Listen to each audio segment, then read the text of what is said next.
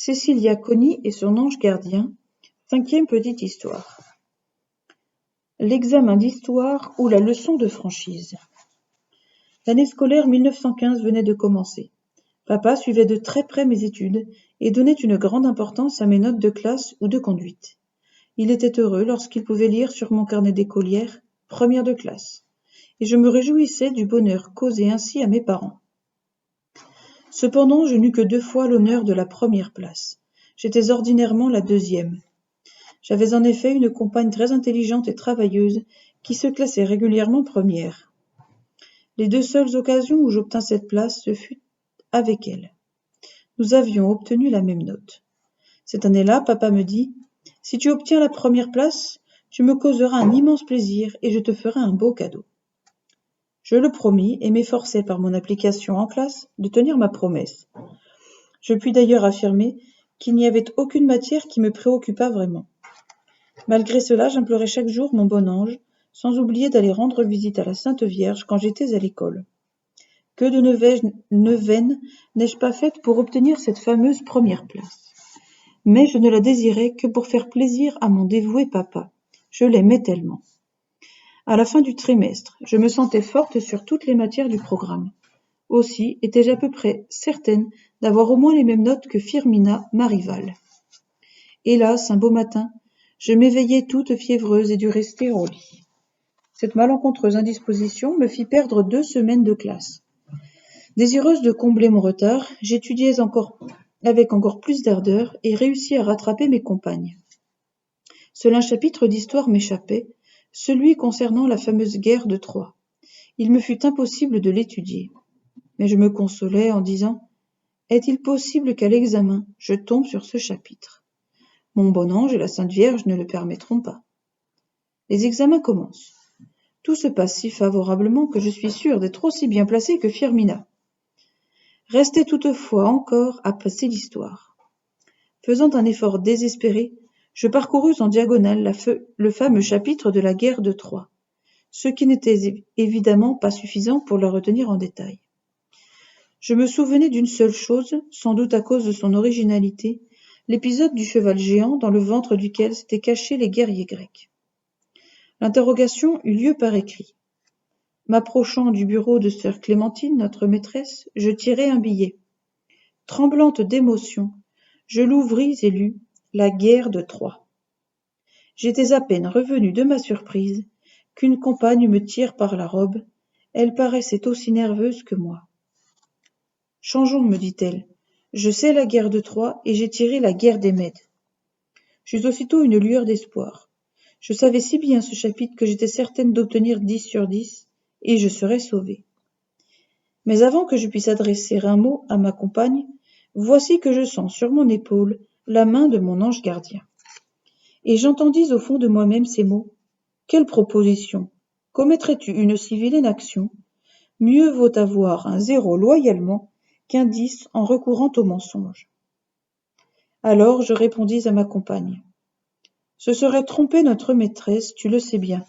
Tu sais certainement mieux la guerre des Mèdes que je connais celle de Troie. Tenons-nous à nos billets.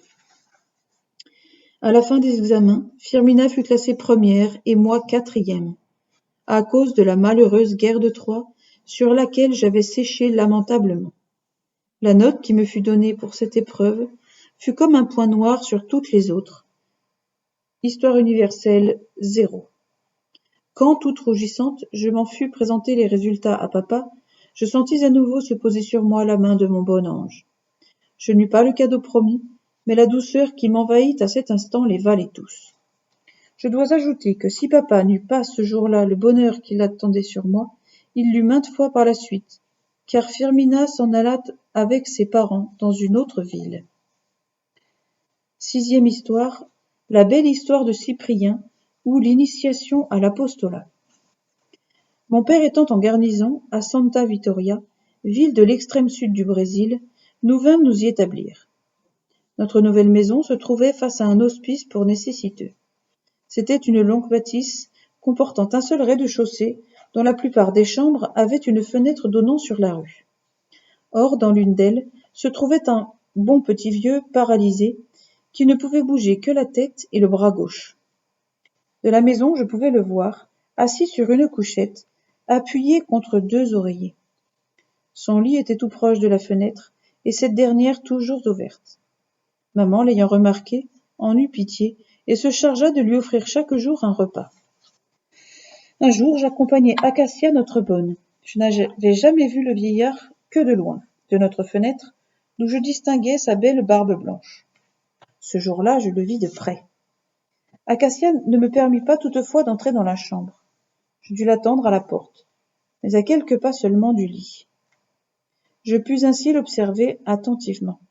Sa longue barbe de neige me fit penser au Père éternel tel qu'on le représente dans le tableau de la Sainte Trinité. Et voici que je découvris, pendu au cou du vieillard, un grand crucifix en métal blanc. Cette découverte me le rendit sympathique. Je décidai sur-le-champ de m'occuper de lui, afin de rendre son âme aussi blanche que possible. Au cours de cette première visite, je fus peiné de voir Acacia adresser au pauvre malade à peine quelques rares paroles, puis s'en aller au plus vite, en me prenant par la main. Au cours de cette journée, je pensais souvent à lui. Le soir, avant de me mettre au lit, je dis à mon bon ange : « Mon cher ange, je veux retourner demain auprès de ce petit vieux pour lui parler de notre Père des cieux. Je te demande de m'accompagner. Je ne veux pas y aller avec Acacia parce qu'elle ne pense qu'à revenir à la maison. » Et mon bon ange, qui m'écoutait attentivement, me fit éprouver dans le fond du cœur une grande douceur. C'était la preuve qu'il approuvait mon projet. Comme j'étais en vacances, je me mis à la fenêtre du salon, après que Acacia fut revenue de l'hospice. De là, je vis mon petit vieux près de sa fenêtre ouverte. Je traversai alors la rue et, grimpant sur le rebord de la fenêtre, apparut tout d'un coup devant le malade. Il eut l'air de me prendre pour une apparition tant qu'il fut surpris. Je lui dis aussitôt : « N'ayez pas peur, je suis la petite fille qui est venue hier avec Acacia, nous habitons en face. » Et le vieillard parut tout heureux. Je lui demandai de me montrer la jolie croix qu'il portait sur la poitrine. Il la détacha et me la tendit. Alors je lui récitai à la lettre la première leçon du catéchisme. Et le petit vieux écouta sans souffler mot. Quand j'eus terminé, je m'aperçus qu'il pleurait. Je lui dis d'embrasser Jésus qui était sur sa croix. Il le fit, puis suspendit à nouveau la croix à son cou. Je lui promis de revenir le lendemain et d'apporter un bénitier en céramique avec une belle image de la maman de Jésus. Durant tout ce colloque, mon ange gardien était resté près de nous, mais il ne s'était pas assis sur le rebord de la fenêtre comme moi. Je ne l'ai d'ailleurs jamais vu assis. Au contraire, souvent pour le regarder, je devais lever la tête. Le lendemain matin, j'étais auprès de Cyprien avec mon bénitier. Je lui montrai aussi la maman de Jésus et lui enseignai l'Ave Maria. À vrai dire, il me fallut plusieurs jours pour qu'il le récitât correctement. Mais tous les après-midi, quand je rentrais de classe, j'allais m'asseoir sur le rebord de sa fenêtre. Et il souriait d'aise.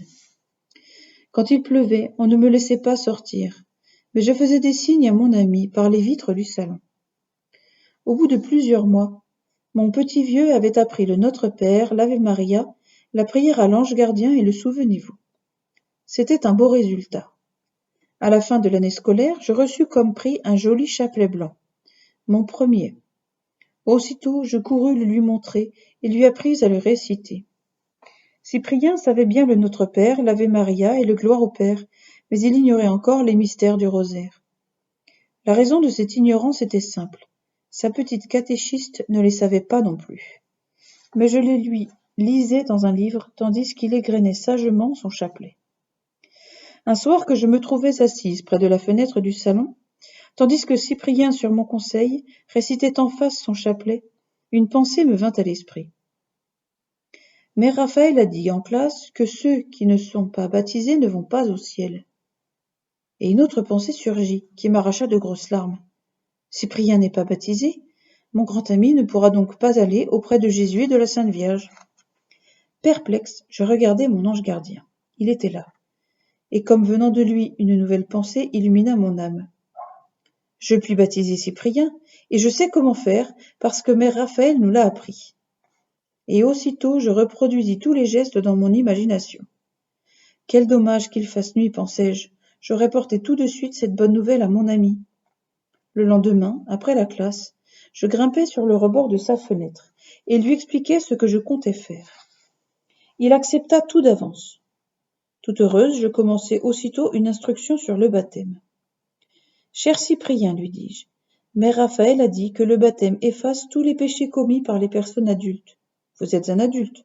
Votre âme deviendra donc blanche comme l'était la mienne au jour de ma première communion. » À ces mots, le bon vieillard se mit à pleurer. Pour ne pas en faire autant de mon côté, je lui dis d'un air sévère. « Si vous pleurez, vous ne gagnerez pas d'image. » Cyprien tira alors de dessous son oreiller un grand mouchoir à grosses raies rouges et essuya ses joues. D'un commun accord, nous fixâmes la cérémonie du baptême à un dimanche, parce que c'est le jour du Seigneur. Comme j'irai à la messe, dis-je, Acacia me mettra mes plus beaux vêtements et mes plus jolies chaussures. Je garderai tout pour la cérémonie du baptême. Quant aux invités, il n'y aura que mon bon ange et moi-même. Dans l'après-midi du samedi qui précéda le grand jour, j'avais congé. J'en profitai pour vider ma tirelire. Je constatai qu'elle contenait presque la somme nécessaire à l'achat d'un joli poupon noir en matière plastique dont j'avais grande envie. Mais comment offrirais-je un cadeau à Cyprien si je fais cette emplette ? Je consultai alors mon bon ange et compris qu'il n'approuvait pas mon embarras. Sans hésiter davantage, j'allai dans une pâtisserie voisine et achetai pour Cyprien un gros paquet de douceurs. Je vis alors le visage de mon ange gardien illuminé d'un beau sourire et je me dis « C'est tout pour Cyprien, je ne veux pas goûter un seul de ces bonbons, ce sera pour fêter son baptême. » Que manque-t-il encore, pensai-je. Pour moi, j'ai tout ce qu'il me faut et de très belles choses, mais mon petit vieux, lui, n'a rien. Comme il garde toujours le lit, je me contenterai de lui porter une chemise neuve de papa, plus un flacon d'eau de Cologne pour se parfumer un peu. Après avoir pris mon bain, je fis une rapide visite à la fenêtre du cher malade, auquel je remis mes 2 colis. Je lui dis ensuite à l'oreille. « Demain, vous mettrez la chemise neuve. Dans la bouteille, il y a de l'eau de Cologne. C'est pour vous parfumer la figure et aussi les mains. » Cyprien, à ces mots, se mit à fondre en larmes. Pour le consoler, je lui glissai le paquet de bonbons. Mais mon petit vieux continuait à pleurer de plus en plus belle. Je ne comprenais pas que c'étaient des pleurs de joie et aussi de reconnaissance. Je lui dis donc d'un air résolu. Maintenant on ne pleure plus, il nous faut prier pour la cérémonie de demain. Le vieillard m'écouta et cessa de pleurer. J'en profitai pour lui réciter tout ce que je savais par cœur. Le credo, le pater, l'Ave Maria, la prière à l'ange gardien, le souvenez-vous, et enfin l'acte de contrition. Avant de le quitter, je lui recommandai d'être bien sage jusqu'au lendemain et surtout de ne pas regarder par la fenêtre. Cette recommandation nous avait été faite à l'école par les sœurs. Cyprien promit tout ce que je voulus et je me retirai. Le dimanche tant attendu arriva enfin. À la Sainte Messe, je priai de toute mon âme pour mon cher protégé. De retour à la maison, je demandai à Acacia de ne pas m'enlever mes jolis vêtements. Elle y consentit sans difficulté. Je pris alors la belle tasse dont maman se servait habituellement pour son café du matin. Bien qu'elle fût parfaitement propre, je la lavai soigneusement avant de la remplir avec l'eau qui servirait au baptême. Ensuite, je me dirigeai vers le refuge. J'aurais bien voulu courir, mais la tasse était trop pleine, et je dus avancer avec précaution. Arrivé près du malade, je déposai ma tasse sur le rebord de la fenêtre, puis grimpai à ma place habituelle. Catastrophe! Je pensais trouver Cyprien habillé de neuf et tout propre. Il était hélas comme d'habitude. Par malchance ce matin, personne n'était venu l'aider à faire sa toilette. Je consultai mon ange gardien, il avait l'air très heureux. J'en conclus que je pouvais procéder à la cérémonie, même si mon protégé avait une chemise douteuse. D'ailleurs, après tout, elle n'était pas si sale que cela. Je récitai donc avec lui l'acte de contrition, puis demandai à Cyprien de baisser la tête. Pendant ce temps, mon bon ange nous regardait. Agenouillé sur la fenêtre, le cœur battant d'émotion, je versai l'eau de ma tasse sur la tête du petit vieux, regardant bien s'il touchait la peau comme l'avait recommandé mère Raphaël. Enfin, je prononçai en même temps les paroles rituelles « Je te baptise au nom du Père et du Fils et du Saint-Esprit ». Je dis ensuite à Cyprien « À partir de maintenant, vous vous appellerez Joseph en l'honneur de ce grand saint. » La raison de ce choix était simple. Cyprien avait une longue barbe blanche comme ce bon patriarche. Le vieillard se remit à pleurer. Tenant en main son crucifix, il disait « Comme le bon Dieu est bon ». Il ne dit pas autre chose, mais le répéta plusieurs fois. Je m'en souviens fort bien. Quant à moi, j'étais aussi heureuse que le jour de ma première communion. Je constatai avec plaisir qu'il en était de même pour mon ange gardien. Prenant alors congé de mon petit vieux, je lui dis « Votre âme et votre cœur sont aussi blancs que l'était mon âme au jour de ma première communion. » Je quittai ensuite le rebord de ma fenêtre, sans me douter de ce qui m'attendait le lendemain. Ce lundi-là, de bonne heure, Acacia alla porter le café à Cyprien, comme elle en avait l'habitude. Nous étions encore à table pour le petit déjeuner, quand la bonne revint et nous dit d'une voix coupée par l'émotion « Madame, Cyprien est mort. » Maman poussa une douloureuse exclamation. Pour moi, Dieu seul sait la douleur que je ressentis à cet instant. Je me retirai aussitôt dans ma chambre, et là, je me mis à pleurer mon cher petit vieux. On ne me permit pas de me rendre à l'hospice, où je l'aurais vu une dernière fois. Je n'assistai même pas à son enterrement. Quand, à midi, je revins de classe, je n'osais pas regarder la fenêtre où tant de fois je m'étais assise pour causer avec mon fidèle ami. Celle-ci resta d'ailleurs fermée pendant plusieurs jours, jusqu'à ce qu'un autre pensionnaire soit venu occuper la chambre de Cyprien Joseph. Pour calmer mon chagrin, je récitai à son intention de nombreux chapelets, demandant à Dieu de mettre au plus tôt mon protégé près de lui dans le ciel. Brave Cyprien Joseph, je suis sûr que tu jouis déjà du bonheur d'être avec Dieu et que tu connais aussi sa Sainte Mère. Ta petite catéchiste est encore en ce monde, si vilain parfois.